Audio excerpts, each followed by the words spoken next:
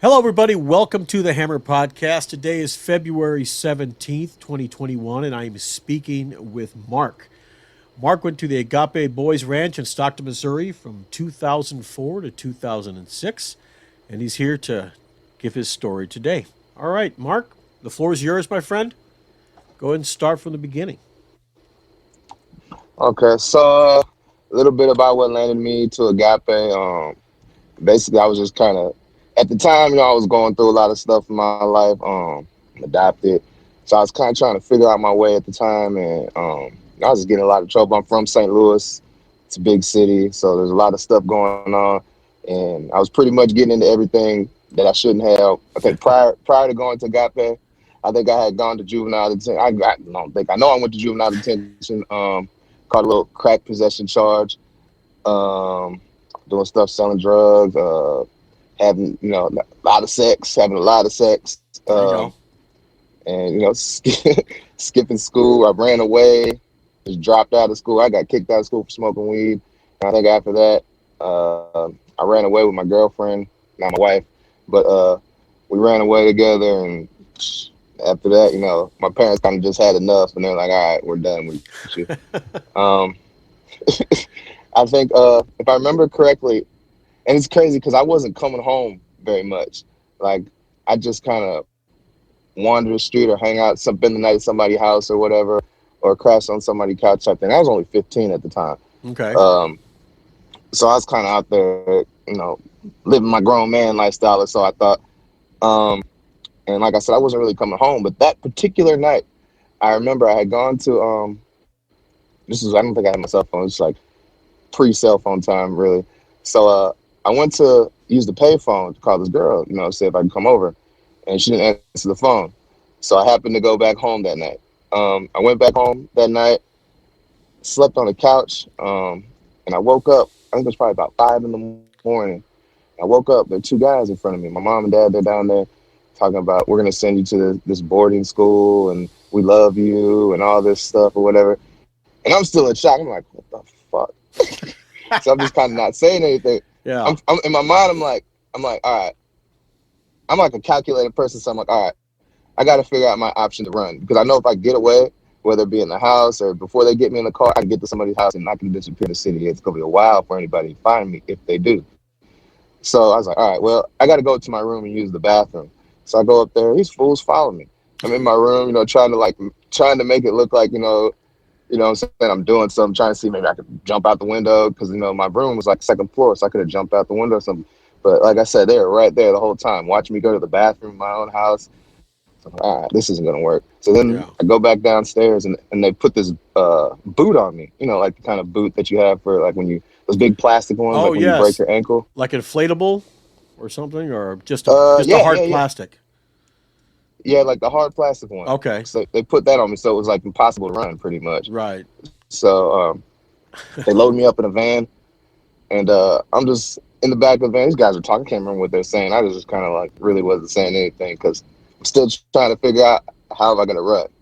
So we drive, and like Stockton's probably like 4 hours from St. Louis, something like that. Okay. And we, like I said, it was like 5 in the morning when they picked me up. So we stopped probably maybe around 7 somewhere, some small little town for breakfast. I'm like, all right, this might be my chance to run. So I'm like, I got to go. We sit down at the table, they buy me breakfast and everything. I'm like, I got to use the bathroom. They follow me again. I'm like, they ain't taking no chances with you. I'm in the stall, trying to fiddle with the boot, and he can hear the Velcro. So he starts knocking on the door. Like, I'm like, all right, whatever. So I go eat breakfast, get back in the van. I'm like, all right, I'm gonna have to wait till I get there to try to figure out how to run away. So we get there, and like everybody tells you, the big old Agape gates with the big horses. And I'm like, what the fuck is this place? And mind you, I had already been in juvenile detention, and like I had already heard about places like this, like the boys camps and like Boys Town and Springfield. So I kind of already knew, and I kind of already knew what was about to go down. So we get in there. I think it was brother Brian greeted me. Man was sitting at her desk with all her coke stuff, and a dude named Josh. Yeah, Josh. He's from St. Louis also, but he was like a red shirt at the time. He had been there for a long time. Okay. So they took me into the padded palace, and I was like, I go to the padded palace. I'm like, I already know what this room is. I can tell what goes down in this room. So I'm like, all right, I'm not gonna give you guys, because like I said, I already kind of had a feel. I knew what to expect. I knew that if I got online, these fools gonna beat my ass and all types of shit. So it's just better to just you know Yeah. play it cool and try to find the opportunity to run. Did they Like shave when your I got head? there, and mind you, Did they shave your head? yeah. They shaved your head. So yeah, so I Okay. had braids. This pissed me off. I had braids in my head, right? Oh And when I man. got there, yeah. So I'd already took my braids out in the van because like I said, I already figured they're gonna cut my hair. So I took my braids out in the van to spare the time because it probably took about 2 hours to take the braids out. So I get there and my hair's looking all crazy, and they just give me this buzz cut real quick, and like when they buzz cut me, like you could still see the pattern of the braids. So I like had Oh. like stripes, like a buzz cut, like stripes down the back of my head, but like until my hair grew back a little bit. Yeah, Oh man. but there's something I left out, and this is kind of Yeah. like a big part of my mindset. Right before I left, my girlfriend was pregnant. Like I had got my girl like 2 nights before we left. Like we had like a before I left, I had like a big dinner with my parents and my girlfriend, and we told her that she was pregnant. She's probably like a month or two pregnant at the time. So mind you, my parents had already knew this when they sent me, that I had a Oh. baby on the way. Okay. So, um, back to the haircut. I get the haircut. Um, brother Brian tells me all the rules and all the stupid stuff. Um, After my haircut, they sent me to my what's his name, the buddy or guide or whatever. And my guide was a guy named what's his name, Robert. We'll just say Robert. But yeah, he's my guide. Real cool. He just he was real popular in the school. Everybody knew Robert. Um, and he kind of took me under his wing. He was real cool. Just showed me this is what you need to do. Just follow along, stay out of trouble, don't try to run. He wasn't like an asshole or anything. Like some of the guys, I'm gonna smoke you do push-ups all day long. Nah, he's pretty cool. So I did, like I said, it was probably like I said, it was still morning time when I got there. I can't really remember, but when I remember when we got into the dining hall after I got my haircut, there was nobody in there. But I think got my orange shirt and then went straight to orientation with brother Scott. Um, it was wintertime when I got there. Got the agape airs.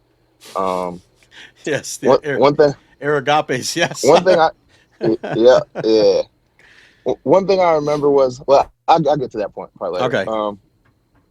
So I do my little, I'm in orientation, doing what an orange shirt does, working like a slave all day, every day, being treated like shit by some guy who's basically babysitting me in orientation or whatever. Um, and just, basically work, man. It's work all day, meaningless, pointless, bullshit work when really you should be in school, you know. Yeah. But so as like everybody tells you, a lot of the work, like the building. When I got there, they're getting ready to start building the new dorms. So like when I was in orientation, we did a lot of the work to set that stuff up. Just like whether it was clearing rocks or moving sheetrock into the building or moving the bunk beds, we did a lot of that during my Okay. time in orientation. Wow. So, but but so like I said, yeah, I'm in orientation, and whole time I'm still trying to figure out my how I'm gonna run. So I think Plotting and it scheming, was a huh? couple. There you go. Yeah, the whole time I was plotting a scheme. I'm like, I'm gonna find a way. So I was like, man, and my thing was, I was like, I'm only 4 hours from St. Louis. I'd heard stories about guys getting to Texas. I was like, all I got to do is get 4 hours home, and I'm good. I have nothing to worry about. I was like, it'd be easier to do it with somebody else. So I was like, all right, if I'm one of these guys, somebody to come run with me or whatever. So it was orientation and talking to this guy, say named Ben. That's his name was Ben, and we're talking about running. and we're picking up rocks and stuff, so we're kind of bent over picking up rocks and kind of whispering under our breaths back and forth or whatever. And somebody overheard us. Another orange shirt overheard us. Oh man. Yeah. So he goes and tells, and of course, it's made into the biggest deal ever. I get put on the wall, no talking, get stuck in orientation for even longer. My buddy's all pissed off. He was still cool. He wasn't an asshole about it, but he's pissed off, because it looks bad on him. Yeah. So I deal with that, and finally I get I get a little bit more trust. Like, okay, so we're gonna give this guy I want to say they gave me my yellow shirt. I had my yellow shirt for a while. Then they let me be a yellow shirt, but they didn't. They let me be a yellow, basically like a floating yellow shirt, because I'd been there so long. Okay. So I didn't have to have a buddy. So I was a yellow shirt without a guide. And then I finally got my burgundies. I was like, okay, I got my burgundies now. Let's try to run again. So I'm like, so I'm like, and at this time I'm getting desperate because like I know my baby's on the way. You know, I was talking to my girlfriend, like they was tender. My mom and dad were like, they better come over like on the weekends when I got my phone call and we talk for a minute or whatever. And I don't know how they never caught on because they listened to your phone, but they never caught on. They probably thought she was my sister or something. But we did that, and I'm just like, man, I got to get back to my baby. The whole time, I'm like, man, I'm about to be a father. Like, I got to get home. And at this time, I'm getting desperate. And I'm like, whatever I got to do to get away from these people, I'm going to do. So it was like me, guy named Abe, same guy we tried to run with the first time, Ben, Yep. and maybe one or two other. We decided we're going to try to start a riot. So we get right. So so here's the plan, and I don't even know. I'll just tell you the plan. The plan was so like we're still in the old dorms, and at the time they had between each bunk they had a coat hanger. They had coat hangers with metal pipes on them, and there was they're just a Phillips head screw. So all you had to do was unscrew it, whether you used a butter knife or screwdriver, whatever. I was able to get a hold of something to unscrew the pipes, and mind you, they had all the red shirts in the front, and like I said, I was desperate. So the plan was we were just gonna start busting their heads at night and try to get out while they were asleep. And once more, it's fools passing notes, man. Passing notes. Somebody passed the note, dropped it on the ground. Somebody picked it up, and the rest is history. And then the fact that we were planning on causing bodily harm for these people, like Brian made like a big ass deal about it, and of course, and no talking forever. I was on the wall for fucking ever, Oh man. on the wall, just standing there all day long, man. And so finally, after I go through all that again, as far as the running away, I get my burgundies, finally get my burgundies back.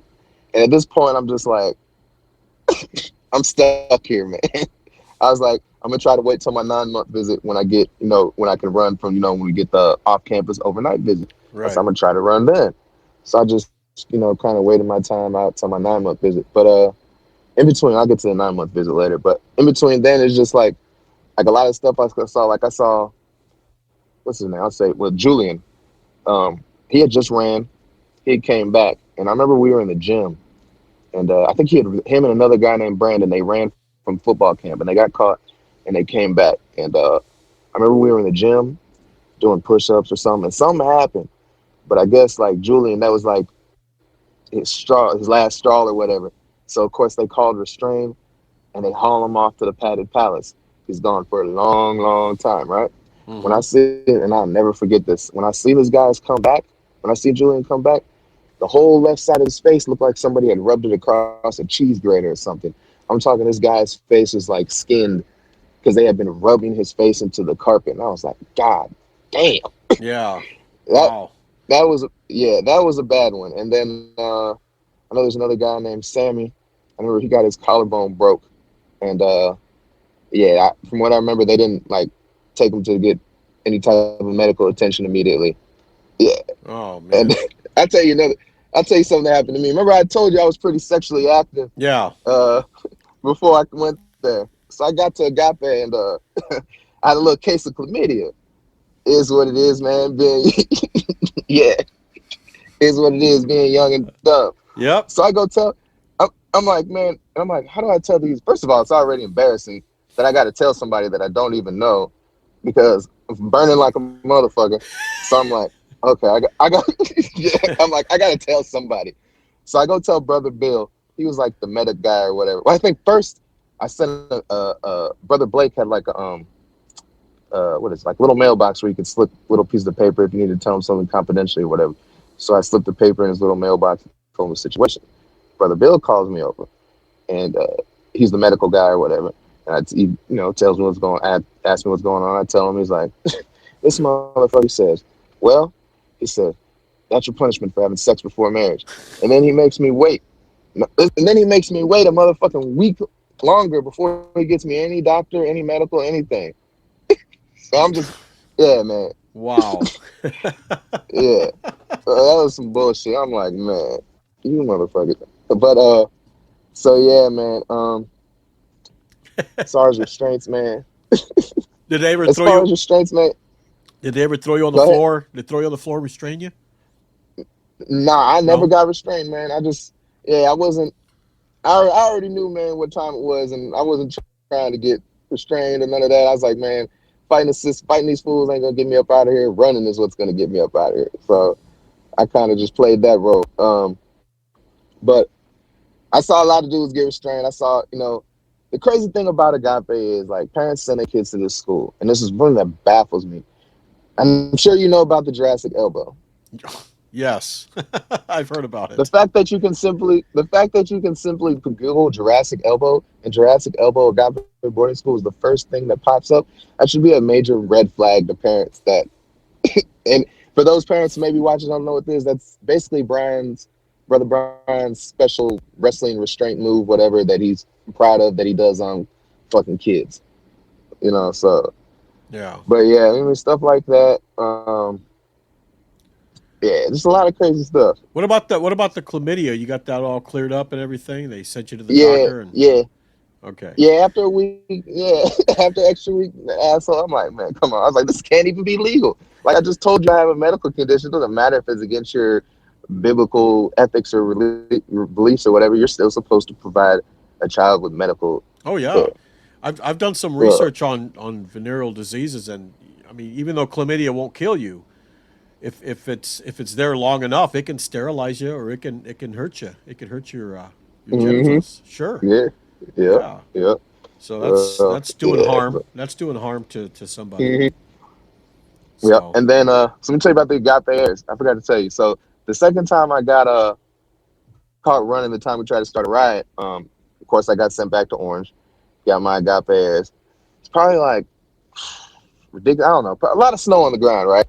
I'm in orientation this time, and the snow. For some reason, man, these fools they kept us out there all day. And it's pouring. It's like snow's coming down. Like it's at least ankle deep. And mind you, there are no. I got no. I call them no shoes or agape airs, whatever. I got them yeah. on, so I have like.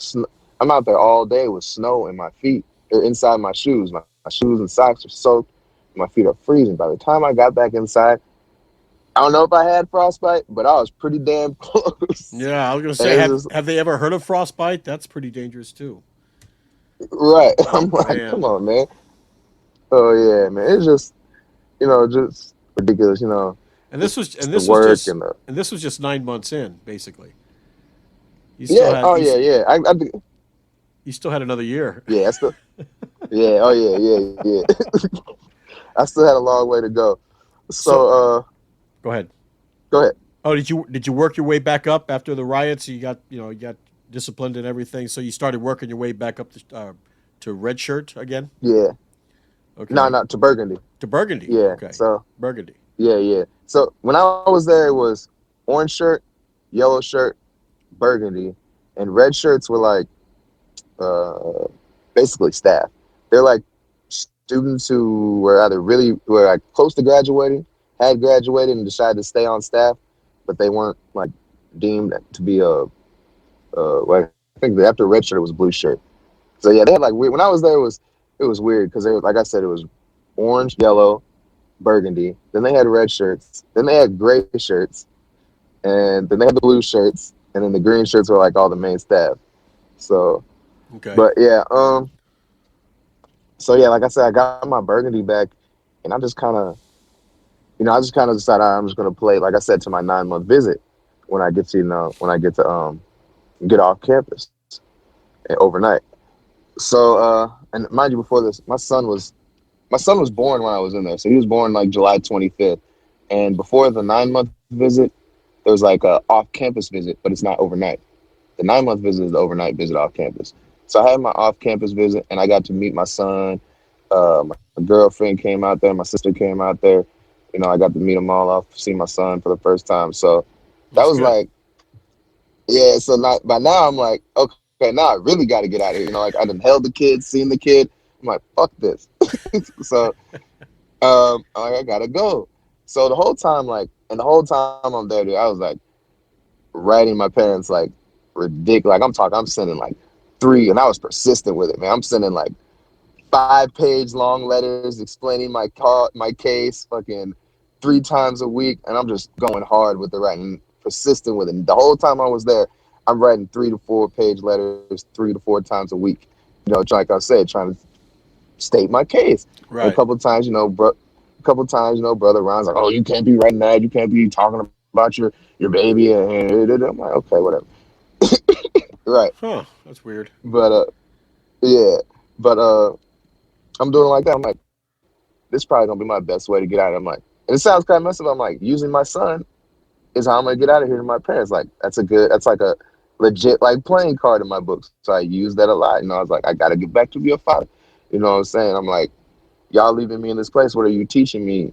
Say not to raise my kid. Just kind of trying to play on their emotions or whatever as far as being a father to get home.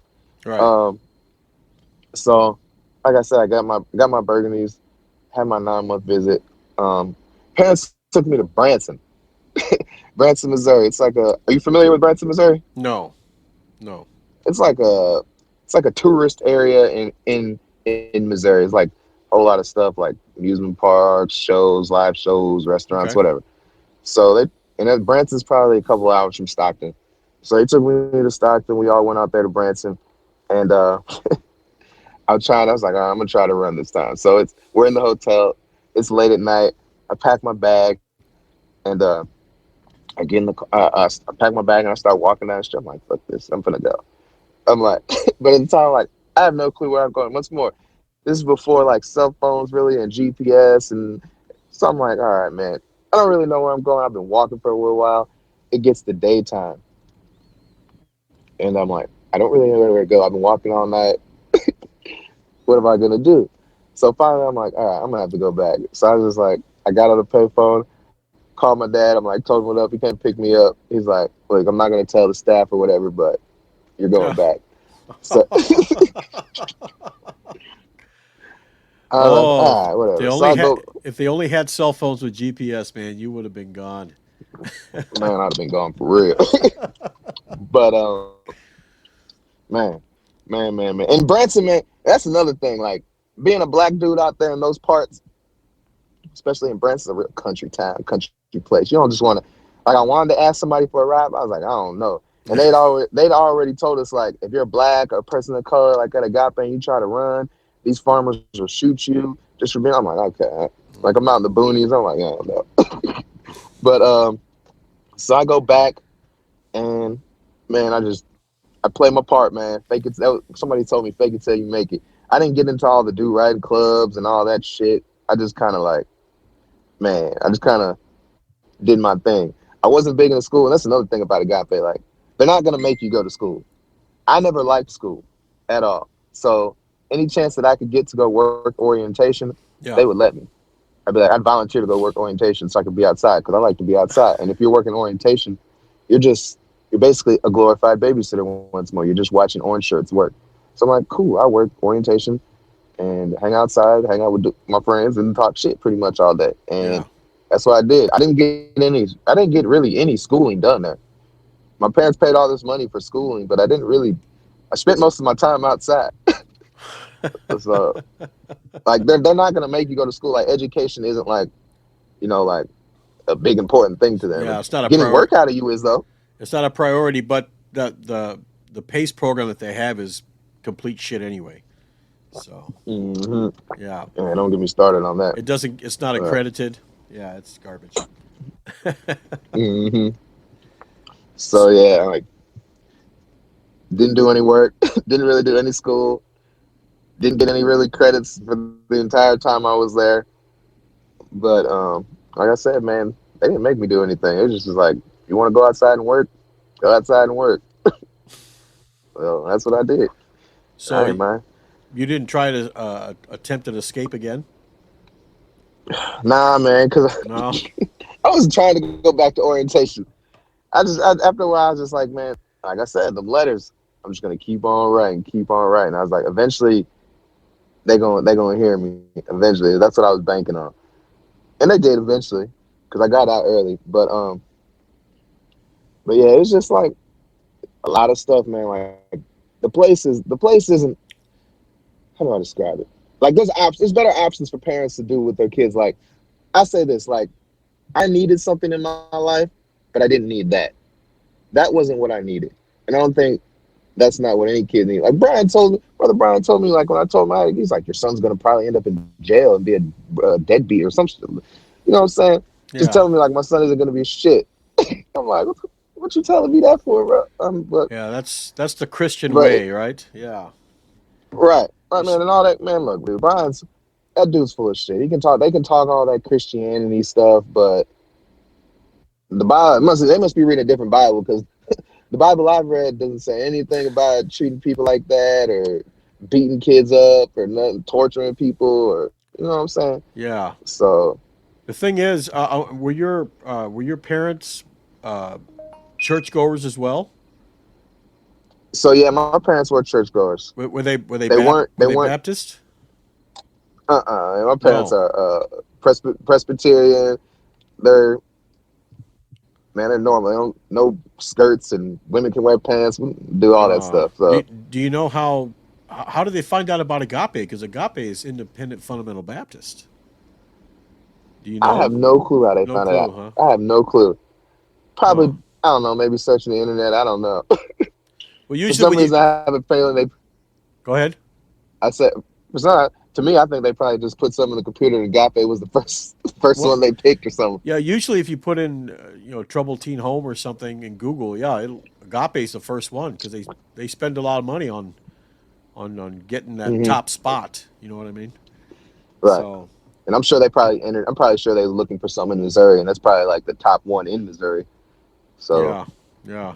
yeah. It shouldn't be, but it is. Right. But when you're paying all Yeah. that money, and they're driving nice cars and they got nice houses, and I think a couple of them have boats. Hmm. I mean, come on.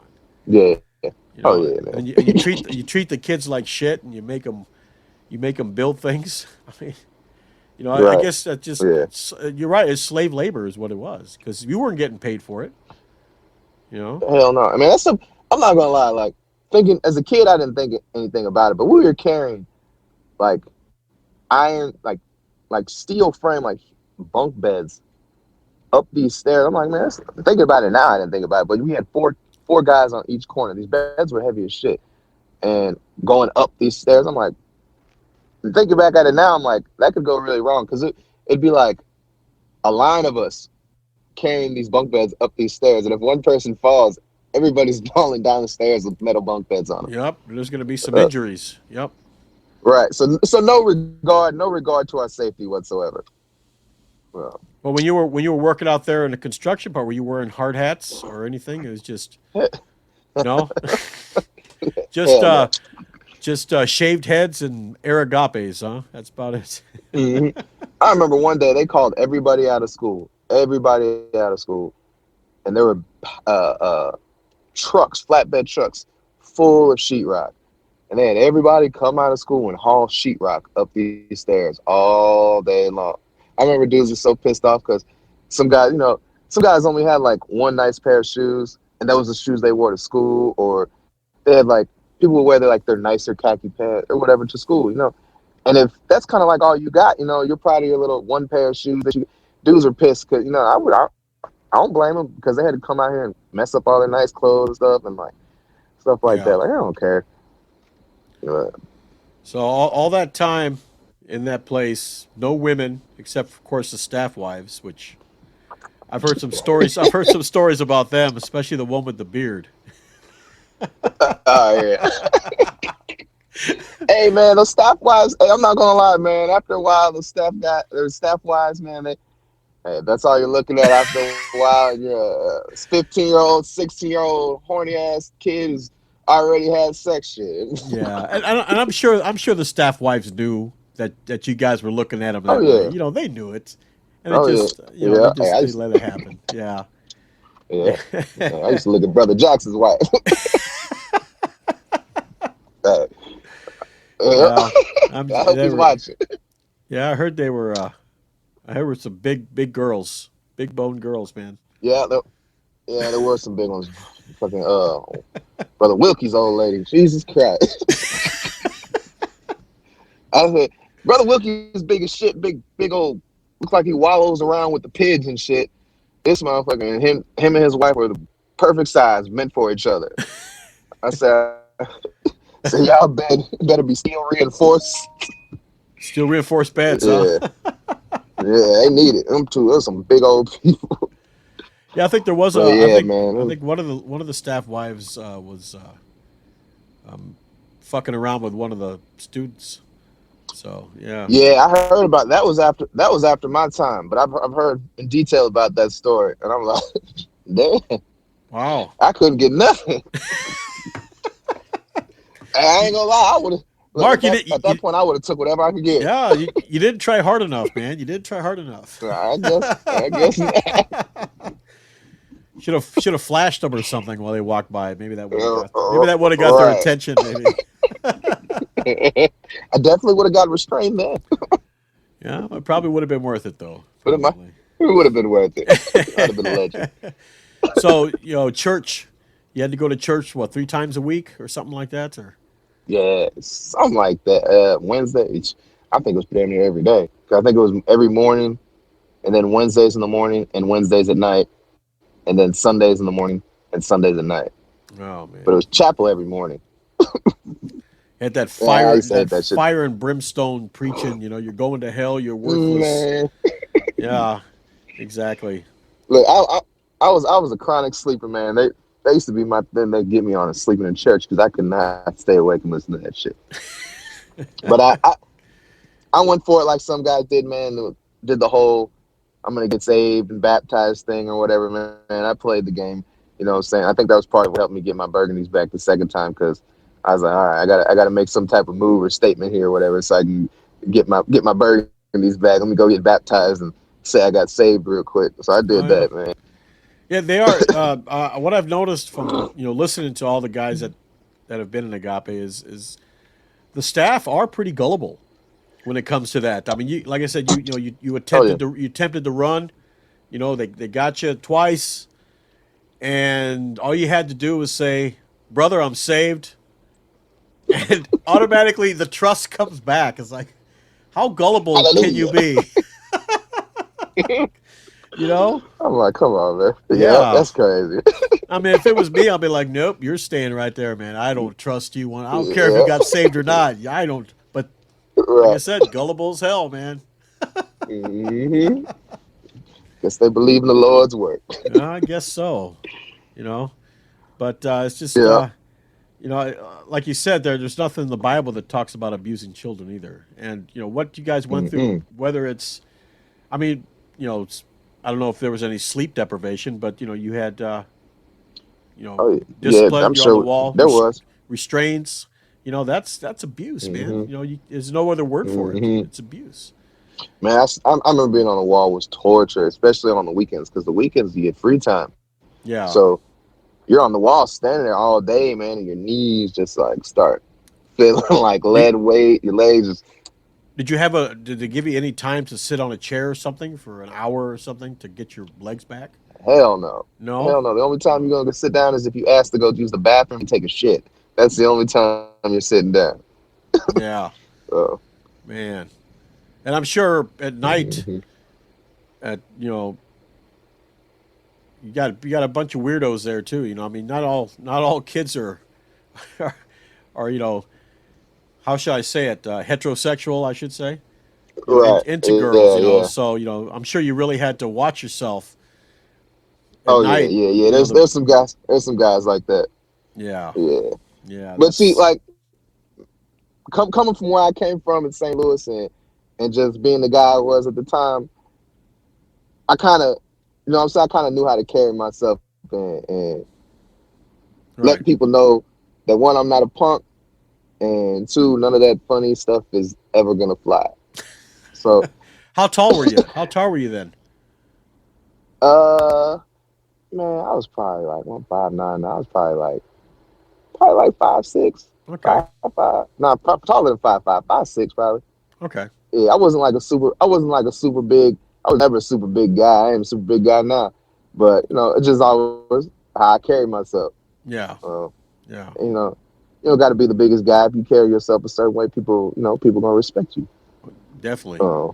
Uh, When you were out there working, uh, you had so many seconds to drink from the hose or something like that, or yeah, I forgot all about those prized hose breaks. and it wasn't the hose that you were hoping for either. No, no, it wasn't the hose I wanted. Hell no,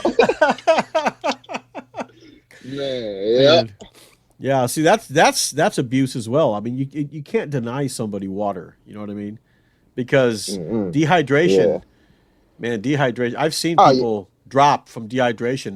That can kill you, man. That can kill you quick. I've seen people drop out. I've seen people drop out Agape from dehydration. Those Saturday rock hauling crews in the July heat in a big field, and like I said, the water they ain't giving you water breaks. Like definitely saw people could pass out from heat Yeah, exhaustion, yeah. That's some and dangerous and I shit right there. and I'm guarantee you that there's plenty of times I was dehydrated, very dehydrated. Because there's times when I come in there, my piss would be so yellow just from being dehydrated. Oh, And you don't so you don't yeah, sweat. You don't sweat because you got no liquids. You know. So, right, yeah, yeah. but Missouri, that's Missouri in July. There's a lot of humidity in that place. Oh yeah, ridiculous humidity. Man, that's the worst Almost part about Missouri. almost as bad as South Texas, where I'm from. Humidity's Ah, pretty yeah, bad over there. Yeah, yeah. You can wring it out on your yeah. shirt. You know. That's how it is here. Yeah. Uh, yeah. Um, I want to tell you about how I helped one of the homeboys get escape though. When I got out, I get to Cool, man. let me Let's. finish. Let me finish. Okay. All right. Go That's my ahead. that was my big middle finger to Agape when I left. But so I think like I said, it's probably what month is it? I left in January of '06, so it's like December of '05. Say December of '05. I'm starting to kind of get my parents. Like I can tell my parents are considering taking me home, and I can tell by the way they're talking. The talks we're having. Like, okay, well, we'll talk it over with the staff, or we'll think about it, or they're just being Right. more receptive to the idea of me coming back. So I'm like, okay. I said I might be able to get out. So I had some guys I was real close with over there, and one of them at the time, my boy Daniel. Daniel, I gotta say his last name just because. Uh, he's from where's he from? San Jose, California. And I'm like, Lynn, man, I'm like, hey, I think I'm gonna go home, bro. He's like, and he had his 9-month visit coming up, the 9-month overnight visit. And mind you, like I said, I'm from St. Louis. I'm like, bro, I think I'm gonna go home. I'm like, if I go home, I was like, man, you need to tell your parents to take you to St. Louis, man. I get you up out of here. He's like, all right. So I gave him my home. So I gave him my home number. I wrote down my home number on a piece of paper. And I guess he stashed it in his Bible for a while or whatever. It's still December. January hits, and mind you, I don't know I'm going home, but I'm just sitting in the cafeteria, and all of a sudden I hear him say, "Nihides." And I look up and I see he has my bag in my hand, and my bag that I came there with in his hand. I'm like, oh shit. I was like, I'm going home. I remember, I'll never forget. That was the best feeling, man. I'll never forget watching. I can't remember what staff member it was, but watching them call my name and walk across that dining hall with my bag in their hand, that was the best feeling in the world. I said, I knew I'm going to get the fuck out of here. So they take me down there, man. I pack up my shit real quick. I was like, I don't want none of this shit. I think I probably just threw my Bible, some of the pairs of underwear. I didn't grab much anything. I was like, I'm gonna get the fuck out of here. So I grabbed my little stuff and They take me up there. Mind you, they tell me I was gonna go home while we're down there packing my stuff or whatever. I'm like, yes, I'm trying to hide my excitement, and keep it cool. So they walked me out, and my parents are there to take me home or whatever. Uh, I get back, you know, do the whole adjustment thing, I guess. It was weird, man, when I got back, and I slept with a knife under my bed for a long time after that because I wasn't going back. Oh, it wasn't going My parents back. were like, if you mess, my parents were like, if you try, if you, they were drug testing me when I got home, all, yeah, all types of crap. They're like, you know, you mess up once, we're sending you back. I was like, okay, whatever. I'm still gonna do what I do, and so I was like, but next time you try, I'm not going easy. You're not taking me. So I slept with a knife under my bed for a while after that. But and I was always real paranoid. Like I would sleep with my doors locked for a long time, just like taking little precautions just in case they try to come back for me, man. Right. Like a lot of guys say, having dreams of getting sent back and all that shit. Um, Yeah. yeah.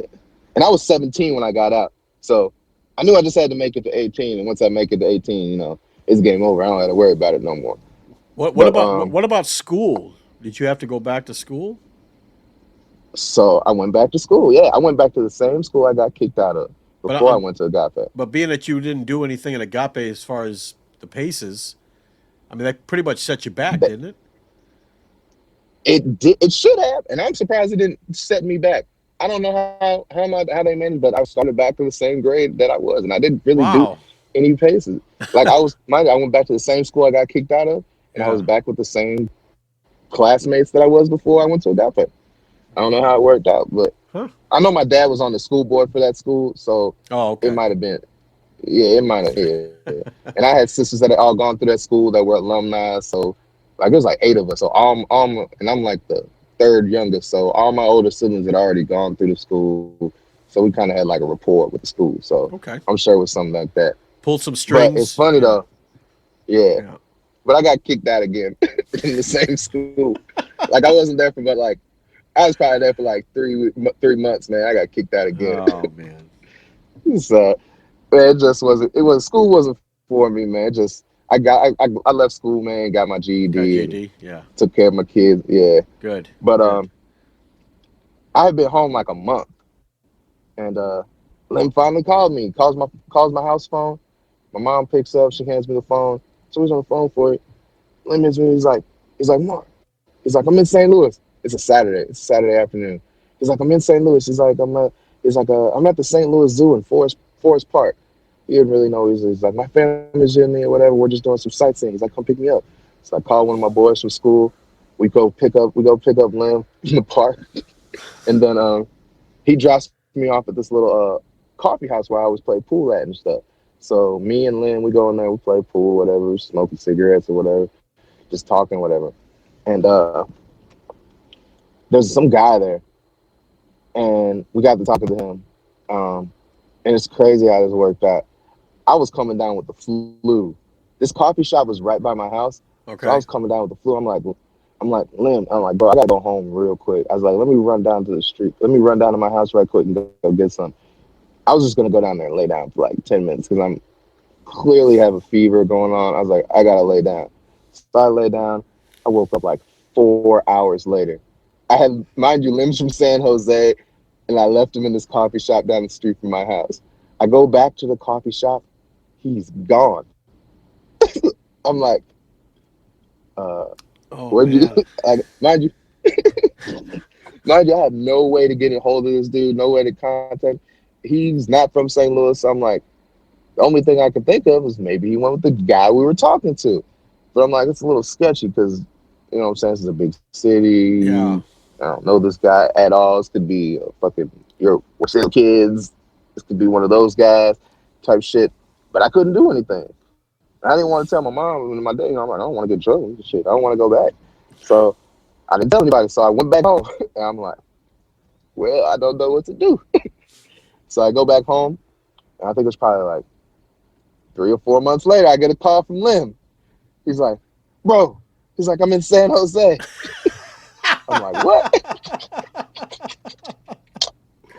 I'm like, what? I was like, You how the hell did you get to San Jose? He's like, He's like, so the dude we were talking to, right, in the coffee house, this guy turns out to be a bounty hunter. Yeah.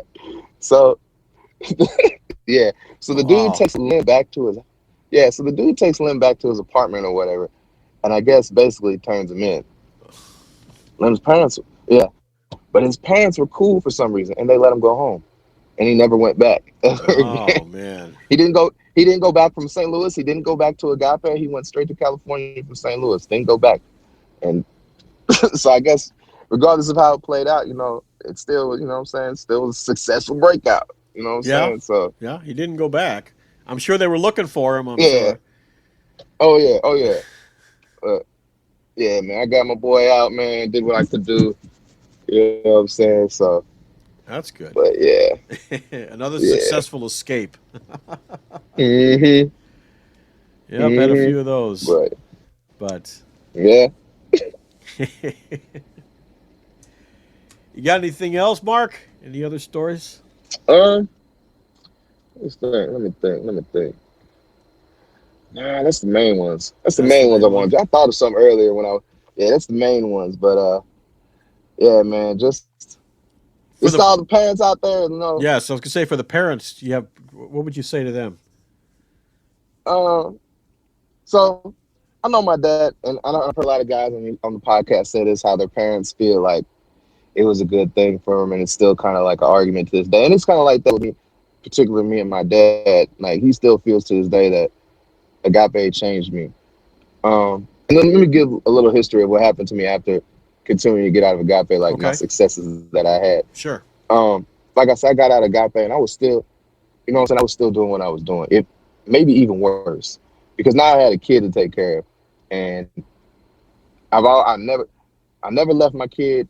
I always, from a very young age, I had it drilled in my head that I was going to be a provider for my child. And there was a staff member at Agape. There's one staff member at Agape that I want to give his props, and that's Brother Lovestein. They always talk about him being dumb, and he was kind of dumb, but this guy, man, he took his time out to kind of sit me down because I told him that I had a child on the way, and he took his time out multiple times to kind of just sit me down and tell me what it means to be a father and the role I had to play and what I needed to do as a man now that I had a father. I took Uh oh. Oh, we're back. Okay, go ahead. hello. Yep, Can I'm here. okay. Can you see me? Yeah, I can see you. Okay, cool. It just came back on. Yeah. All right. But so yeah, he kind of took me to, he kind of showed me told me what I needed to do, to be a father. So when I got out of Agape, like I was full on with that mindset, like, I got to take care of my kid by any means necessary. And there was times, I did some things that I shouldn't have had, that I shouldn't have done to provide for my kid.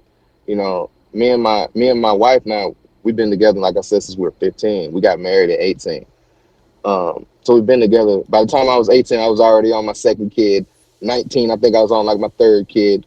Um, but I'm like I said, I never went back to school, man, and I got my GED, and I worked, um, and I went to the military at 18. That was kind of like my changing point. I went to the military. My family went with me. I deployed to Iraq, received the Purple Heart 2 times in Afghanistan. You know, yeah, like I did some things in life. Right. Um, did 10 years, was 13 in the military. Got out, got my bachelor's degree. You know, working for the Department of Veterans Affairs, the Records Management Center, processing cases for veterans. Family, 6 kids, house, car. I'm successful. Like I did what I need to do. But like I said, my dad always says, "Agape saved your life. Agape did this for you. Agape did that for you." No, Agape didn't. Like I No. always tell him, my wife Jessica, and my first son Markel. That's what changed my life. If I didn't have them in the picture when I got out of Agape, I would have been the same old person because Agape is not a place to reform you. You're not going to change. Somebody treating you like shit, watching other people get treated like shit, that's not going to change you. That's not going to make you a better person. If anything, it's going to make you a worse person. It's going to make you an angry person, a pissed off person. Bitter person. So Yeah. bitter, yeah. Yeah. So agape, agape is not changing anybody. And my parents had told a lot of, like I said, my parents go to church, and there's a lot of families in the church with kids that had similar situations. And even just to this day, I know kids that are still going to Agape based off because they all look at me and they see my success in life, and they want that for their kids. And so, they think, okay, well, his father said Agape worked for him. We're gonna send Agape, But like I said, these are family friends, like their kids or whatever. These kids, like, they go to Agape, they get out, and they get right back in trouble. I know one guy went to Agape, got out, now he's doing time. Another guy got out, went back. Like, so obviously Agape is not really changing anybody, No, no. So, And like you said, the staff member that you said had sat you down and talked with you, that's the way Agape should be. All the staff members should be that way, exactly. giving you life lessons, telling you how to succeed when you leave there. You know what I mean? Hmm. Making sure that you're on the right path. But no, they restrain you. They put you on the wall. They degrade you. They demean you. They make you work slave labor. That doesn't help you. Like you said, it makes you angry. It makes you feel like you're not worth Hmm. anything. And when you get out, Yep. like you had the determination and the drive to do it, not because of Hmm. them, but because you had it. You know what I mean? All Exactly. along. So you did it, Hmm. and now they're saying, "Oh, well, look at Mark. Look how successful he is. It must have been Agape." No, no, right here, it wasn't Hmm. Agape at Hmm. all. You Nope. know, Nope. it was the fact that you had it already inside of you, and you brought it out, and you went for it. You know, Hmm. that's how it Hmm. works. Now, like I Yep. said, if And that staff member, yeah, go ahead. and that staff member, Brian gave him a lot of shit all the time. Like I said, he was a little sorry, but I mean, like I said, he gave him shit for one talking to us, doing stuff that you just said, teaching us things, telling, particularly me, telling other guys things. He treated that guy like shit. Yeah, So that just goes to show you that's really not what they're interested in. They're not really interested in right. being teaching your sons anything. Yeah, No. that's how it is, man. And that's a sad story right there. I mean, like I said, Agape, if they played their cards right, man, if they're doing Hmm. what the Bible says and the Christian way, they should be having success stories 100%. Hmm. But And I know so many guys that have been done time. Like I know guys that I was at Agape with doing life in prison, guys strung out on drugs, guys that have been in and out of prison, man. So well, so far keep on spending your money and wasting your money. so far I haven't heard any success stories. Well, let me put it this way: every success story that I've heard, like yours, has been Hmm. because they had the drive to do it themselves. You know what I mean? It was Hmm. not because of Agape. So Agape has not had one success story at all. That's what I'm trying to say. Hmm. So Yep, it's I the get you. person, not the place. Yeah. And a So lot of things, something else parents got to remember is a lot of kids age out of this stuff. Like whatever your kid, like I think that's another factor. Like I kind of aged out of that. Like all that stupid stuff, I kind of realize as you grow older, it becomes less appealing yeah, because you realize, where you're not a kid anymore. So you realize there's real repercussions. Not everybody ages out of it and things like that, but a lot of people do. They just grow up and it's doing dumb shit, committing crimes, hanging out, smoking weed, getting high. That's not appealing as it is when you're 15 versus when you're fucking 25, 30, something like that. yeah, yeah. Because you know that once you hit that magic age of 18, man, the consequences are a lot more severe. And like you Hmm. said, you have to grow up. You have to grow up and say, this I'm in the real world. I can't be doing all this Hmm. stupid shit anymore. I gotta buckle down and Hmm. I gotta get done what I need to get done. Yeah, Right. basically. Yep. And like you said, there are some success stories, and there's some, like you said, doing life in prison. Some, some Hmm. have so mentally been scarred from that place they've committed suicide. I've heard those Hmm. stories. It's sad. Yep. Oh yeah. It's sad. Yeah, it is. Yep. You know, but man, These people are you making are millions of dollars. you are a true success story on how drive and determination can pull you right out of the mire. You know, Yep. out of You're the right. cult. Yep. It's a cult. Yeah. There's no other Oh word yeah. for it. It's a cult. Yeah. Man, I remember when I got there, man, I got children of the corn vibes, man. When I saw their staff family members come in with their skirts on, I'm like, the fuck? Right? right? Yeah, All you need is them starting to talk in unison. I was like, and right. hear the music in the background for the chanting and all that. Yeah, I know. I Mhm, know. See, mhm, I went. This whole troubled teen home, especially the Independent Fundamental Baptist, all started with. I'm sure you've mhm. heard of Lester Roloff. Oh yeah. Yeah, they've told you about him. I was at his school in Texas. I didn't go to the troubled teen Oh. home. I was in the. He had an elementary school at the farm. They called it the farm. So I was there, and I saw a lot of stuff there. Nothing ever happened to Mm, me, but you could see it in the eyes, of these girls, like the Rebecca Home that was there. Just the emptiness and the sorrow, you know. It's mhm. it's it's a shame. Yeah. And every Yeah. he died in 1982, but his legacy still Mhm, lives on with these homes. They follow all his teachings, mhm, and it was mhm. it It, was better a pink bottom than a black soul. So that mhm, was his big saying. So yeah, whippings and mhm. torture and shit. Yeah, that's how it is, man. And wasn't like I know some of these Baptist preachers that they love and revere was, I think it was Hiles or one of them, Dr. Hiles or whatever. I know one of them was like accused of like sexual molestation or molesting kids or Oh some yeah, shit like that. One of these guys was. I'm like, man, but that's y'all still like love this guy. that's a big thing. I hate to say it, but that's a big thing in the Baptist church, man. I mean, I don't trust any Baptist Mm-hmm. pastors, man, Mm, especially around my mm, children. I mean, they just give me that mm, creepy mm. vibe. And Yeah. what's really sad, and it's not the girls they're after. Some are after the girls, but most of them Mm-hmm. are after the boys. That is Mm-hmm. alarming right there. Yep. So, but Mm-mm. you Pretty sure know, that's not in the Bible. no, no, it's not. Homosexuality is a sin. It's an abomination to them, but they do it. But Mm-hmm. just like agape, stuff gets covered up and nobody hears about it. And when it does come Yeah. out, oh, they're just troubled kids. They don't know what they're talking about. Yeah, So, I know there was one guy over there. I know they settled out of. I'm not gonna say his name, but I guess he was enlisted in Agape. But they ended up settling out of court with his parents uh, because of that. Yeah, yeah, good. Good. They should have I taken don't, I note of him. don't, I don't know if it was by I don't know if it was by a staff member or by another student, but yeah, they settled out of court. Mm. Uh, Maybe it was payback for what the kids did to his wife. I love that story. I know, right? I know. Had a guy on yesterday who tried to seduce one of the ladies and fail, but oh well, you got to Mm. try. Like you said, those are the Yeah, only man. ones there, and you're throbbing balls, and you're like, oh, you got to Uh, release, man. yeah, yeah, do what you got to Got to do, get it man. done. But, All right, man. but yeah. Well, Mark, thanks for coming on, man. It's been a great hour.